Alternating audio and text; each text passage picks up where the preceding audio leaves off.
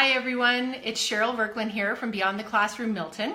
We're an in-home tutoring company in Milton that offers tutoring for kids JK to grade 12 with certified teachers. I'm the owner of Beyond the Classroom. I'm also a mom of three little kids in elementary school. And I've been in the education field for many years. I've also worked in mental health for many years. So I've seen a lot of kids and I've worked with a lot of different families. And today I really thought it was important to offer you a quick tip on, a fun but practical way of how to help your kids develop their growth mindset. And I'm going to offer you a free idea and I'm going to offer you a free resource at the end of this as well. So stay tuned. I think one of our goals as parents is to help our kids believe that they are capable of growing and learning and that their brains are capable of growing and learning. Kids who believe they are capable of learning and growing develop a growth mindset. And kids that develop a growth mindset believe that learning is always possible in any situation and every situation. They believe it's possible no matter where they've come from or what they were born with or anything else. And as a parent, I think that we should want our kids to develop a growth mindset because it makes your kids more willing to try new things, persevere through tough times, and keep going when things get really hard, especially when it comes to learning and school, which is often hard for a lot of kids. So one of the ways to get your kids on the road to developing a growth mindset is to teach them about their brain. So how many of you have actually had a discussion with your child about how their brain works? And if you haven't, it's really important because we're so used to teaching our kids sort of how the rest of our body works and what everything's called and the purpose of it, that we forget to actually talk to them about what the purpose of their brain is. So many kids, they can name the brain, they understand it's in their head, but sometimes they just think it's one of those things that's just existing in their head and it's a place where they think.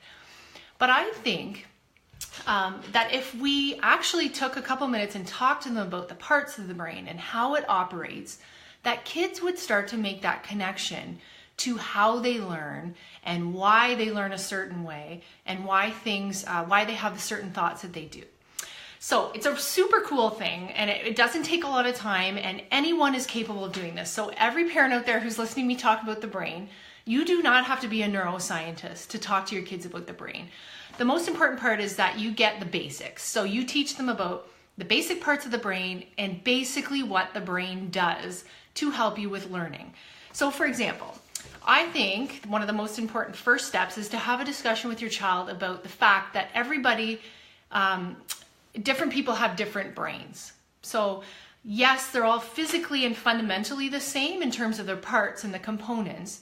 But number one, everyone's experience growing up has been different, so it does shape your brain in different ways. And another cool thing is that teaching your kids that everyone's brain has unique thoughts. And although it seems intuitive to us as an adult to think that, to kids, this is a major milestone in their social learning. For them to understand that people actually process and think things in a different way than they do is a really big understanding for them. So number one discussion, talk to your kids about the fact that different people have different brains. So number two, even though your brain is not really a muscle, which we know it's an organ, but even though it's not really a muscle, I like to describe the brain like a muscle. So in other words, your brain is like a muscle.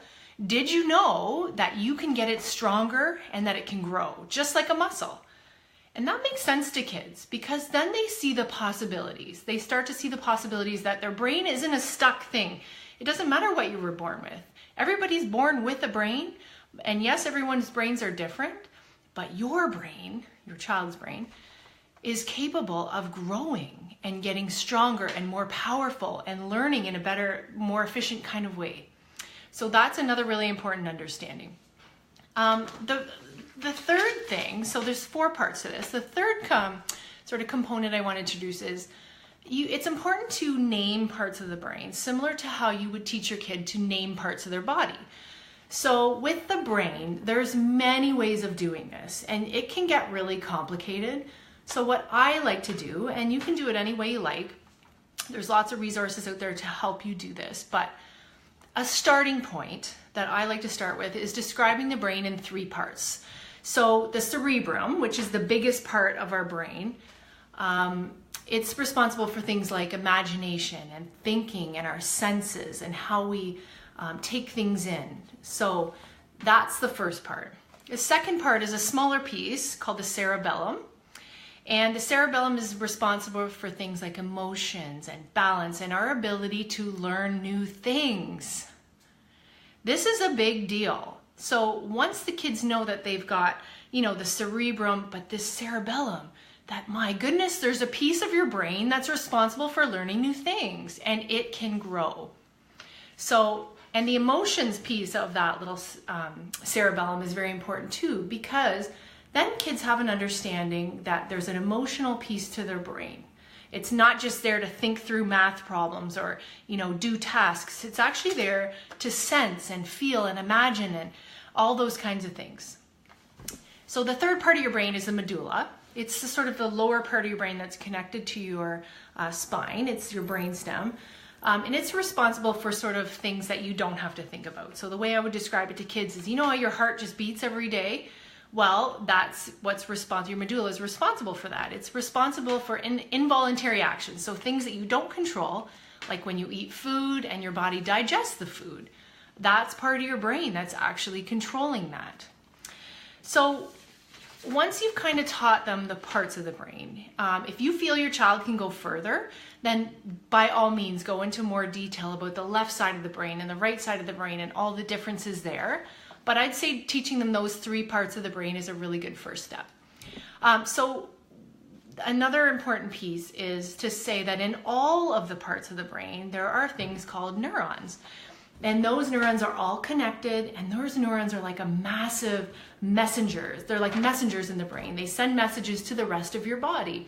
So when things happen like you fall and hurt yourself, or you burn yourself, or you smell something, those messages come right up through into your brain, and your brain processing those and understanding it in its own way.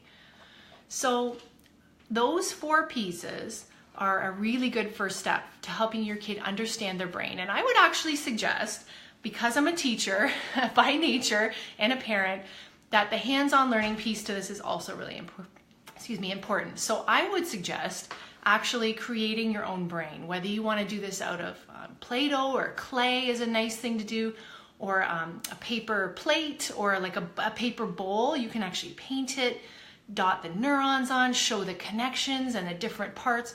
It's a really fun activity that will really help your child to understand their brain and understand how they learn. So this is a huge step towards your kids developing a growth mindset. Not only does it help them understand the parts of the brain and understand how they think and learn and feel all those emotions, but it actually starts to give them, it's an opening for them to learn language around those parts, but also around how they're feeling. So when it comes to learning and things like frustrations and all that kind of stuff happens, which inevitably it does, then it will give them a chance to say, okay, what's happening in my brain? Why am I feeling like this? What's going on?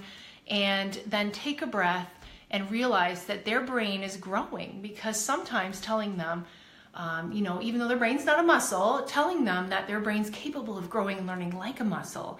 And when things, when it gets hard or you feel that frustration, it's your brain growing, and that's a good thing. So I hope that tip was helpful for you. Please give it a shot. It's a really, really cool conversation to have with your kids, and it's probably not one that you have had. And if you have, that's great. Take it a step further by creating a brain or doing fun things that are hands-on, and really engage your kids and get them interested in their learning. So hopefully that tip was helpful for you. Please go to our parent resource site on our website. Our website is www.beyondtheclassroom.ca, and I'm putting a free resource there about teaching your kids about their brain there. There's also tons of other things, so check it out. You can just download it for free, and that's on the Beyond the Classroom website. So hope to talk to you soon. Thank you for listening.